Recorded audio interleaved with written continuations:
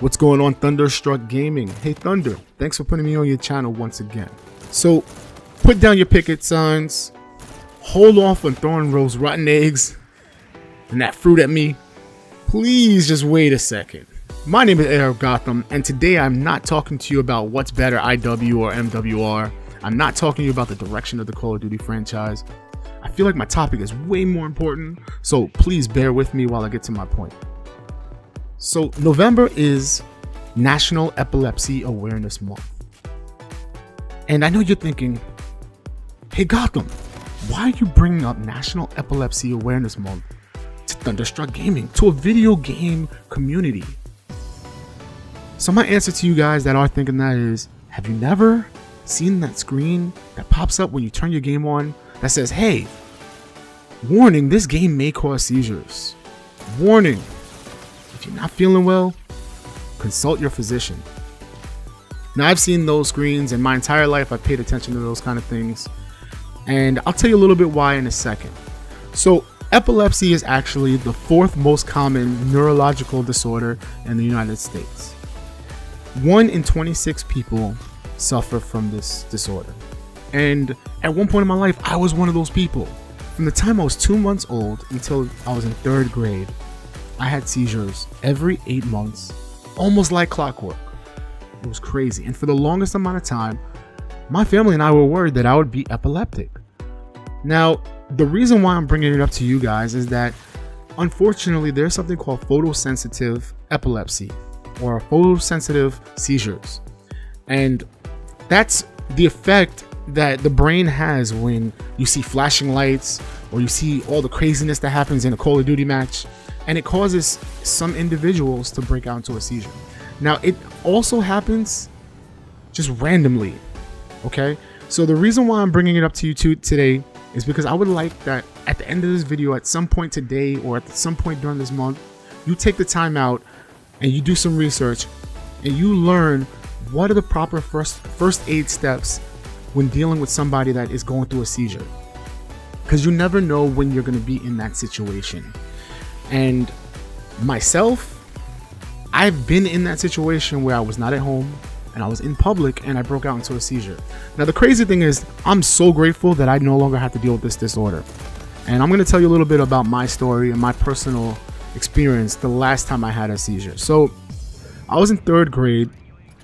I was in class and I dropped my pen on the ground and reached down to get the pen, came back up, banged the back of my head on the desk. Now, I went to Catholic school. Now, before you say, Gotham, tell me about some stories of crazy nuns chasing you with rulers. All right, that's another day. Okay, that's a story for another day. In this case, I was actually in school, and those desks have some really heavy-duty metal pipes that attach the wooden part of the desk to the chair. And that's what I banged my head on. I dropped down, blacked out, and what my peers and what my teacher told me was that I actually went straight into a seizure, started lunging around, etc. They called my mom, they called the hospital, got an ambulance, and everybody panicked. So I ended up in the hospital, and I finally wake up and I'm strapped down in an MRI machine. And I don't know what's going on. Last thing I remember was I was in class, trying to avoid telling the teacher I didn't have my homework. And now I'm in the hospital. But for some reason, ever since that day, I've never had another seizure. So I'm incredibly grateful for that one particular day. And I'm incredibly grateful. The only thing I have to deal with these days is every once in a while, at my job, they'll have that emergency fire test and the strobe lights will start hitting.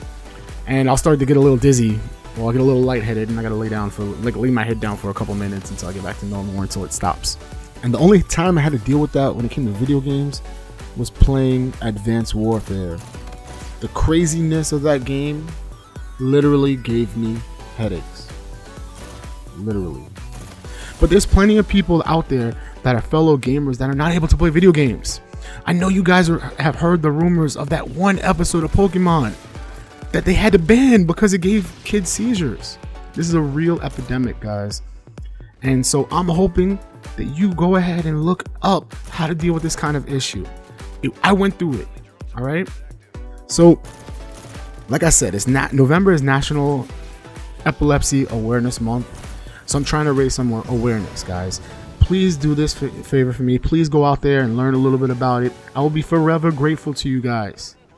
And at the same time, you're preparing yourselves just in case you're in that environment where somebody you know from school or work ends up having to deal with the seizure, and you know how to deal with it. You know how to handle it.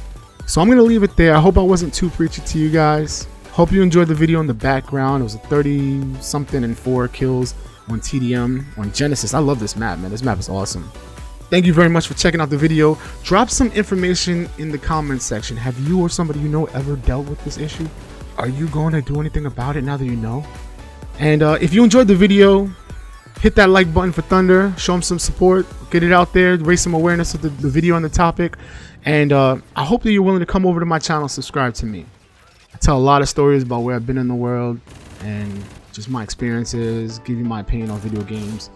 And I hope you enjoy that stuff. So either way, it's your boy HeirOfGotham signing off.